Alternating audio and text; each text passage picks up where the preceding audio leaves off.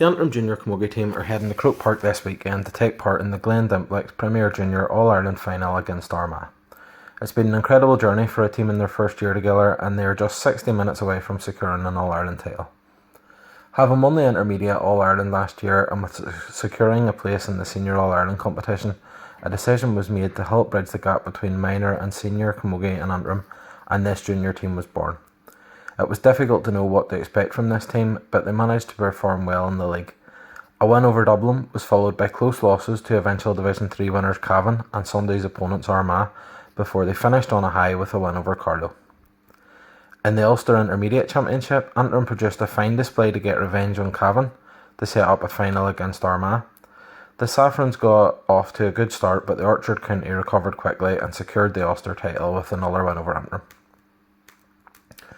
Antrim and Armagh would find themselves on a collision course once again when the pair were drawn together in Group 1 of the All-Ireland alongside Limerick, Roscommon and Down.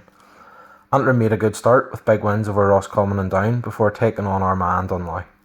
The Saffrons produced a great display with the wind to take a good lead at the break, but conditions deteriorated further in the second half and Armagh fought back to secure a 2-point win. That left Antrim leading a positive result at Croke Park against Limerick in the last match, and they were never really troubled, running out 15-point winners in the end.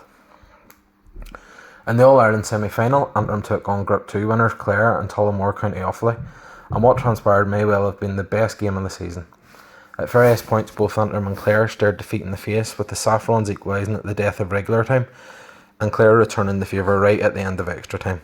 That sent the teams into extra time, and thankfully for the Saffrons, a mixture of a Megan McGarry free and some backs to the ball defending secured a place in the Croke Park decider. In total, 7 clubs are represented in this panel, with Ballycastle, Cushendall and Dunloy leading the way with 6 players each. Ballycastle's 6 are led by joint captain Emma Laverty, as well as Caitlin Haggerty, Enya McShane, Fionnuala Kelly, Nola Devlin and Tara O'Neill. Cushendall's 6 players are Anna McNeil, Brogan Abram, Kiva McNaughton, Dervla Cosgrove, Ellen Leach and Sinead Cosgrove. Dunloy's 6 are Bridge McGill, Bronna McGill, Caitlin Crawford, Eilish Kearns, Erin Traynor and Lisa McConville. Loughgill have 2 on the panel with Megan McGarry and Orla Laverty. Huckle, Clonduff and Portglenone each have 1 player, with Anya Graham representing Huckle, Claire Kearney representing Clonduff and Portglenone being represented by joint captain Maria McLarnon.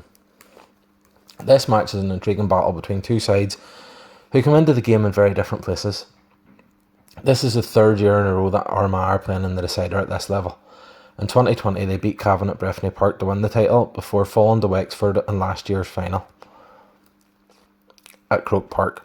They have a ton of experience and are very much a settled team that are very strong at the junior level. Antrim are quite the opposite. They weren't in this competition last year and are very much an emerging group who have been progressing and improving all year. There's a good mix of experienced players along with recent graduates from the minor ranks, and all that adds up to make for an interesting match. Armagh will carry the favourites tag as they have been here before and have 3 wins over Antrim this season. However, it's not a closed book, as Antrim will know that they have made huge leaps since the start of the year. They'll be able to take confidence from a close game against Armagh in the group stages. There wasn't a huge amount between the sides that day, and since then Antrim have had that titanic battle with Clare. That win over Clare is the type of win that will take a team's confidence to another level. They couldn't have been tested more mentally or physically, and they passed that test. With every game this group are getting better, and from a Saffron point of view, hopefully those extra few games together and the momentum of the Clare win will push the ladies over the line on Sunday, and another inter-county campaign ends with Antrim lifting silverware at Croke Park.